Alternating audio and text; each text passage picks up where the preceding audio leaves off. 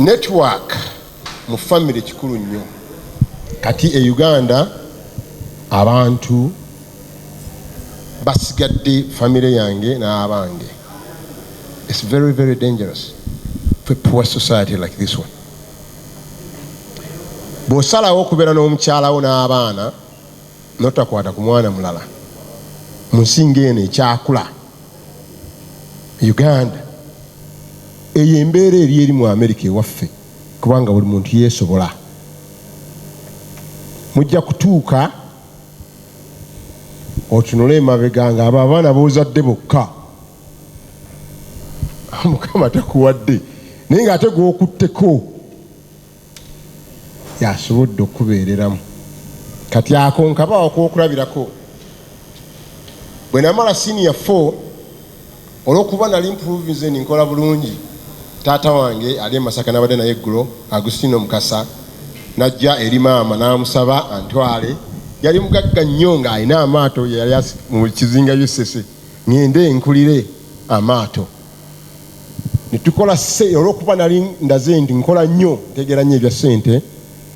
nenkola era ne tukola ssente mpitirivu nnyo mu byennyanja. Oluwummula lwonna olwo lwa O-level ebigezo bwe byakomawo nga biwedde abantu bona baali bamanyi sigenda kuddayo kusoma naye maama oyo yali mukambwe nnyo.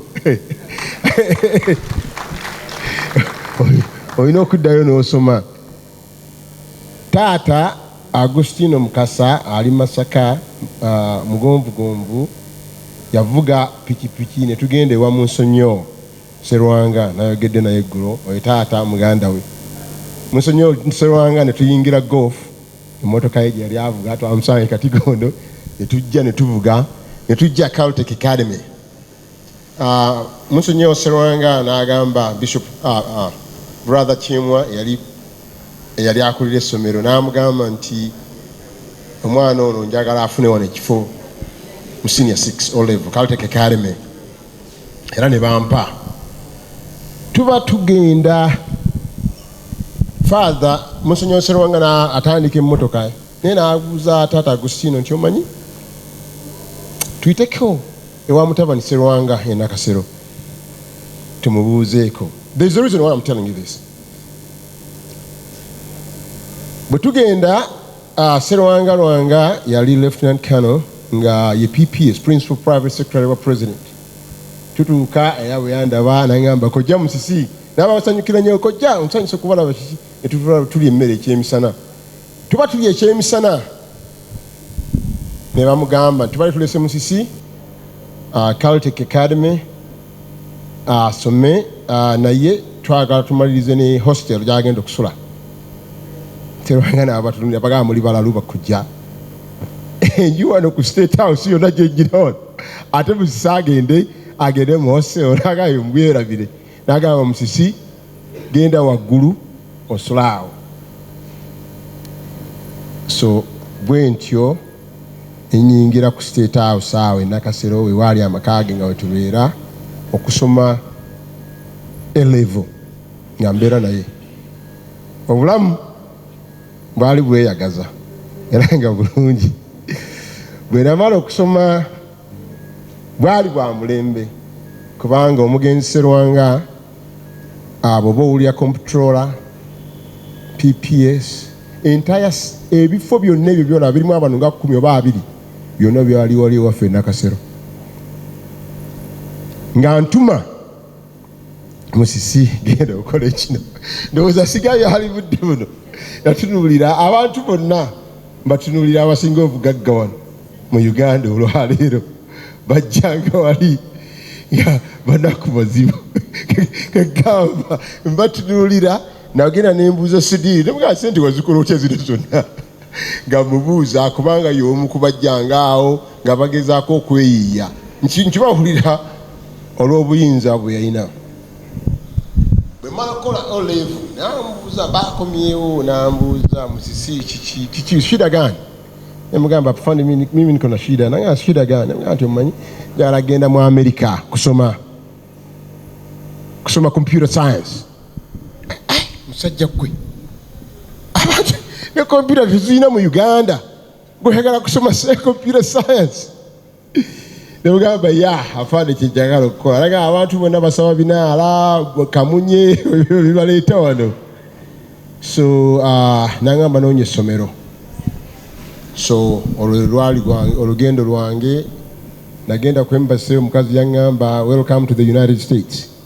kubanga yali evudde olugendo lwange ne lutandika mu Amerika bwe rutyo bwe ntyo bwe nagenda nali ŋŋenda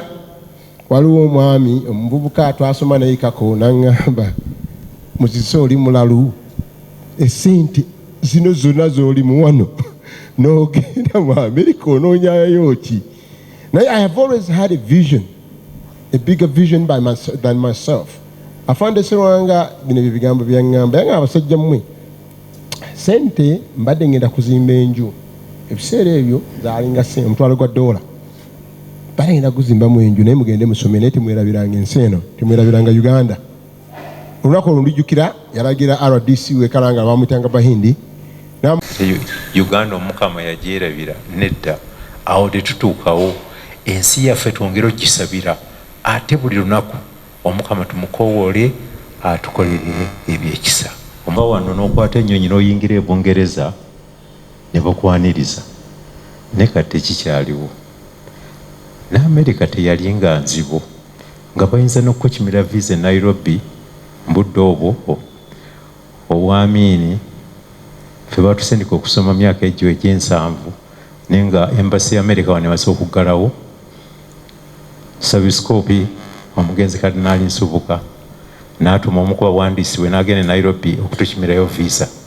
ne bagituwa nga tebatulabye nako naye sirowooza nti ekyo kikyasoboka kati nga bayitaaga ne interview okukulabako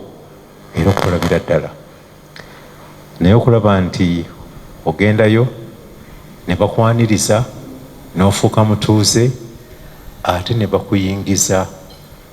ne mu ttundutundu lyabwe eryo eddene ery'amaanyi erikuuma ensi kubanga amawanga ago gaakula nga n'Amerika mwegitwalidde zeesigama nnyo ku kitundu ekyo ekirikuuma era bo balina obukuumi bwa njawulo era bateekayo essente y'amaanyi okulaba nti ensi zaabwe zikuumibwa ate nga n'okunoonyereza kungi